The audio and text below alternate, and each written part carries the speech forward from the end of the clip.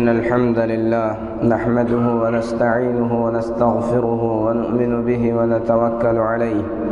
ونعوذ بالله من شرور أنفسنا وسيئات أعمالنا من يهده الله فلا مضل له ومن يضلل فلا هادي له وأشهد أن لا إله إلا الله وحده لا شريك له وأشهد أن محمدًا عبده ورسوله أرسله بالحق بشيرا ونذيرا أما بعد فإن أحسن الحديث كتاب الله وخير الهدي هدي محمد صلى الله عليه وسلم وشر الأمور محدثاتها وكل محدثة بدعة وكل بدعة ضلالة وكل ضلالة في النار يا أيها الذين آمنوا اتقوا الله حق تقاته ولا تموتن إلا وأنتم مسلمون يا أيها الناس اتقوا ربكم الذي خلقكم من نفس واحدة وخلق منها زوجها وبث منهما رجالا كثيرا ونساء واتقوا الله الذي تساءلون به والأرحام إن الله كان عليكم رقيبا يا أيها الذين آمنوا اتقوا الله وقولوا قولا سديدا يصلح لكم أعمالكم ويغفر لكم ذنوبكم ومن يطع الله ورسوله فقد فاز فوزا عظيما أما بعد محترم حاضرین جمعہ، اللہ تبارک و تعالیٰ کا شکر و احسان ہے کہ اللہ تبارک و تعالیٰ نے ہم تمام کو یہ عظیم دن عطا فرمایا جس کو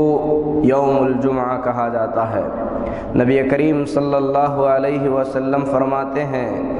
کہ یہود اور نصارہ کو یہ دن نصیب نہ ہو سکا، امت محمدیہ کو یہ مبارک دن عطا کیا گیا۔ لہذا ہم تمام کو چاہیے کہ اس دن کے فضائل اور اس دن کے برکات حاصل کرنے کی کوشش کریں، جس کے لیے نبی کریم صلی اللہ علیہ وسلم کی بتائی ہوئی تعلیمات پر عمل کریں۔ جمعہ کے دن کے کچھ خاص آداب ہیں۔ انسان غسل کر کے جلد از جلد مسجد میں پہنچنے کی کوشش کرے۔ اللہ رب العالمین فرماتا ہے اذا نودی للصلاة من یوم الجمعة فاسعوا الى ذکر اللہ وذروا البیع، جب جمعہ کے دن اللہ کے ذکر کے لیے ندا دی جائے، پکارا جائے، تو دوڑتے ہوئے اللہ کے ذکر کی طرف آؤ اور خرید و فروخت کو چھوڑ دو۔ تو میرے محترم بھائیو، نیکیوں کے اندر مسارعت کرنا، جلد بازی کرنا، پہل دکھانا، یہ اللہ رب العالمین کو بڑا پسند آتا ہے۔ اور ایک ایسی نادانی ہوگی کہ ایک مسلمان مسجد میں پہنچنے کے بعد جب اللہ رب العالمین کے ذکر کو قائم کیا جا رہا ہے، مسجد میں پہنچ کر مسجد کی آخری صف میں بیٹھ جائے۔ میرے مسلمان بھائیوں، یہ اگر کسی چیز کی دلیل ہے تو اس بات کی دلیل ہے کہ انسان خیر سے محبت نہیں کرتا ہے۔ خیر اور مکمل خیر یہی ہے کہ آدمی ذکر کی مجلسوں میں، بالخصوص جمعہ کی مجلسوں میں اگلے سے اگلے صف میں شرکت کرنے کی کوشش کرے۔ بلکہ اللہ کے رسول صلی اللہ علیہ وسلم نے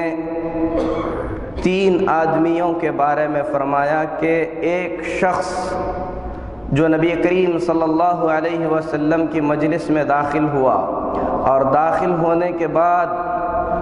پیچھے جگہ دیکھا، بیٹھ گیا، تو نبی کریم صلی اللہ علیہ وسلم نے فرمایا کہ اس نے پیچھے رہنا پسند کیا، اللہ تعالیٰ نے اسے وہی چن لیا۔ اور ایک شخص نے دیکھا کہ مجلس میں ایک جگہ خالی ہے، وہ آگے چلا آیا، نبی کریم صلی اللہ علیہ وسلم نے فرمایا کہ اسے آگے جانا تھا، اللہ رب العالمین نے اس کے لیے وہی چیز پسند فرمایا۔ اور ایک شخص واپس چلا گیا تو نبی کریم صلی اللہ علیہ وسلم نے فرمایا کہ یہ اللہ کے ذکر کی مجلس سے منہ موڑ لیا، اللہ تبارک و تعالیٰ نے اس سے بھی منہ موڑ لیا۔ تو میرے محترم بھائیو، جمعہ ایک عبادت ہے،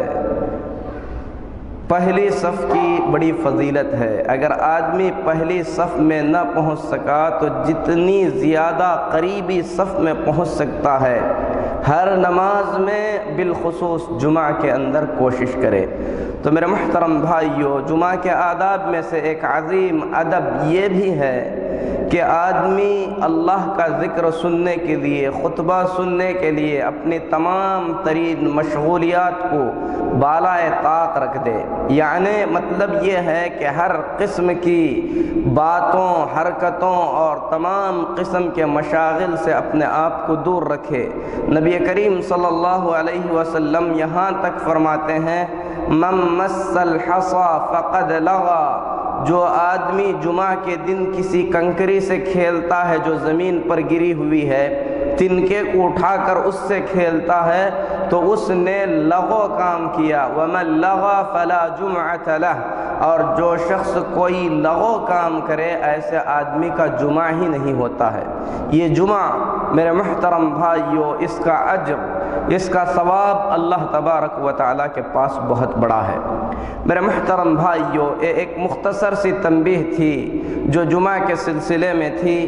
آج کا ہمارا موضوع، جس موضوع پر انشاءاللہ آپ خطبہ جمعہ سنیں گے، وہ موضوع در حقیقت ایک ایسا عظیم اور ایسا بڑا موضوع ہے کہ اللہ کے پیارے حبیب محمد الرسول اللہ صلی اللہ علیہ وسلم